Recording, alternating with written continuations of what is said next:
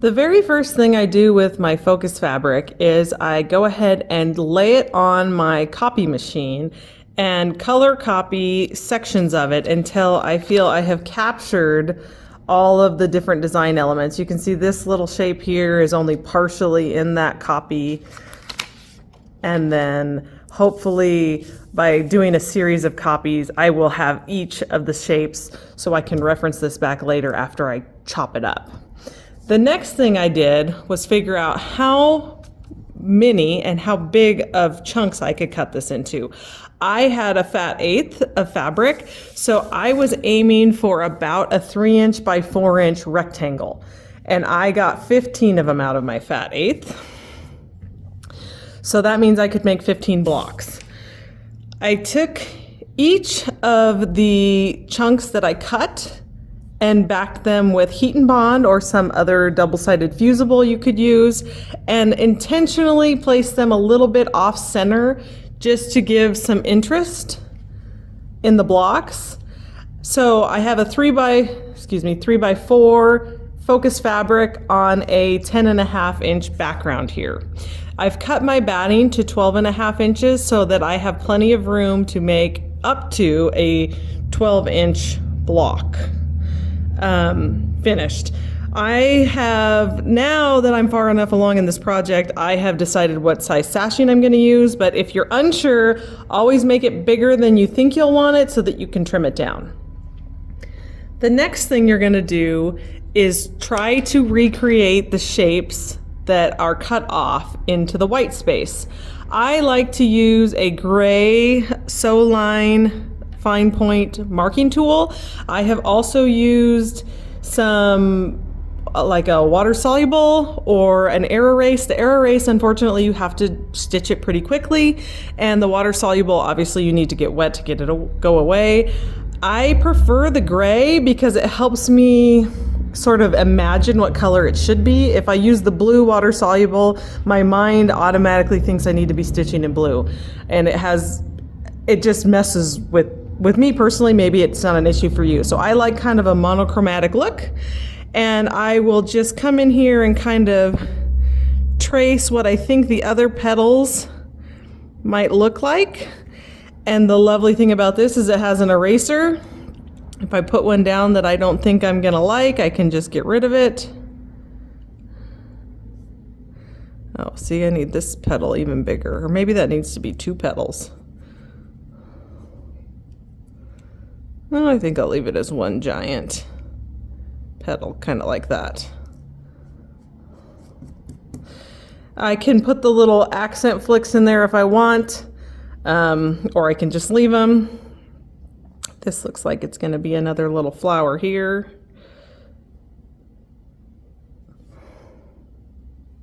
Oops. Another reason why I love to draw at first is these funny little movements I make with my pencil that I don't like. I will also make that with my stitch lines if I don't have a line to follow. Let's see what that does. That's kind of a funky looking flower. I think I need another petal.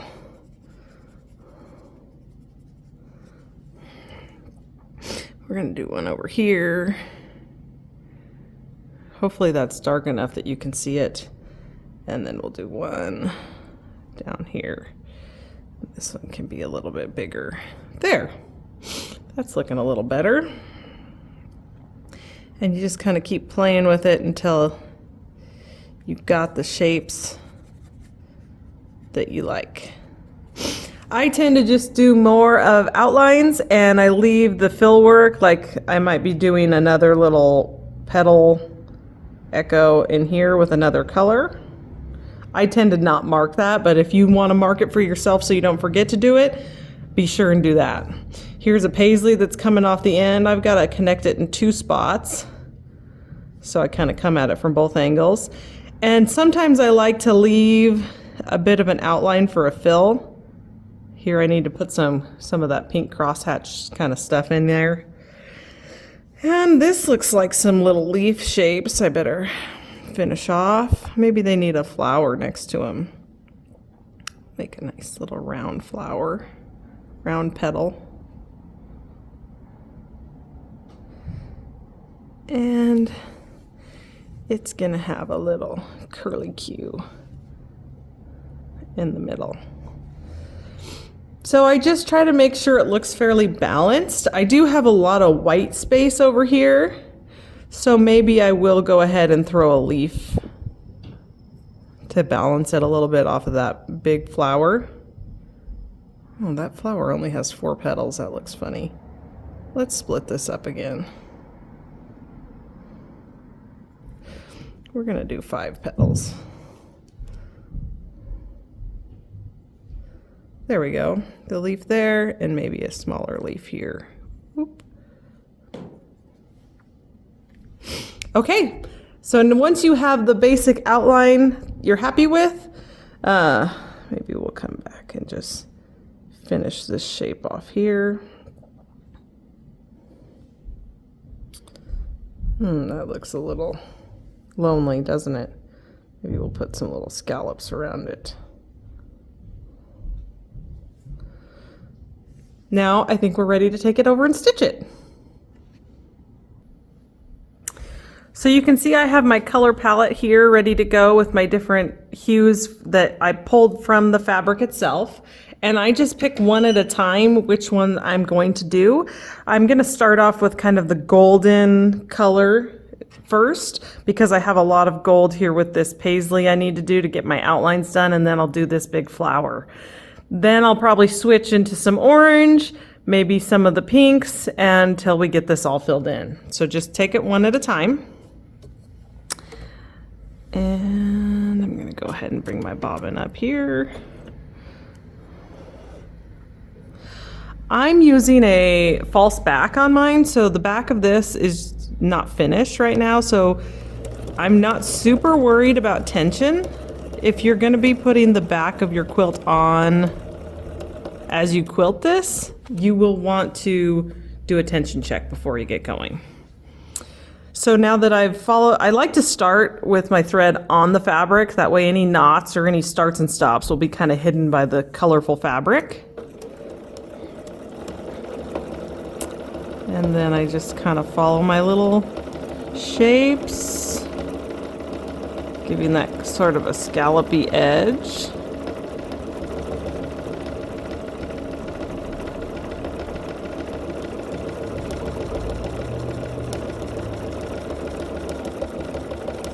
Until I'm sort of back where I started.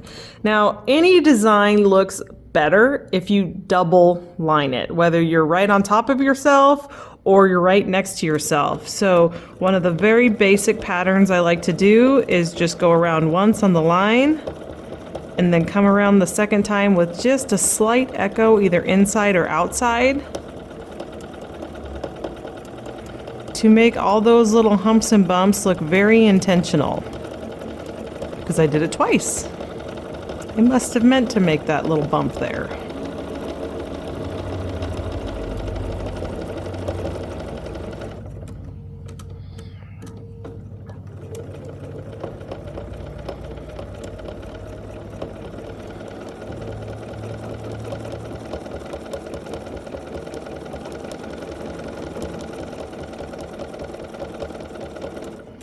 Okay, so that gives some good definition to the outside of that flower.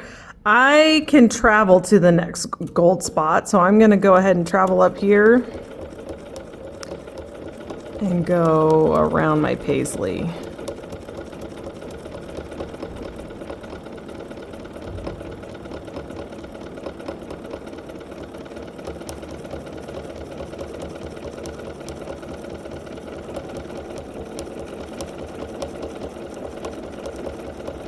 Oh, I didn't mark myself a line there. I'm just going to run it into that leaf. And especially if you're using a fairly faint color, you might want to even triple stitch this line so that when you're off the nice colored fabric, it still shows that pop of color. You'll see here, it gets a little puny in the white space. So a third line or even a fourth line can help define that some more. Of course, you could properly tie this off, but since again I'm putting a false back on mine, I'd take the quick shortcut and use the scissors. So let's switch to the next color.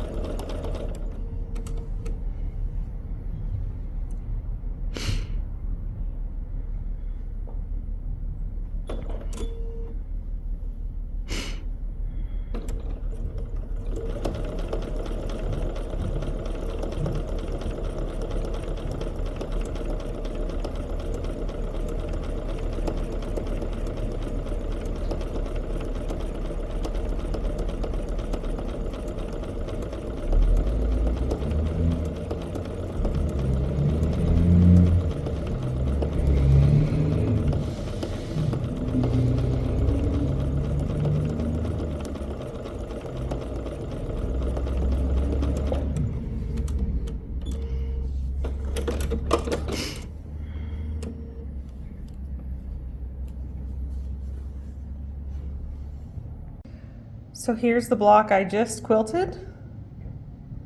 And I'm just going to quickly show you some of the other fills and designs that I did. So sometimes I use like a flower fill, and sometimes I try to mimic this little bean stitch. These were all ideas I got out of the fabric itself.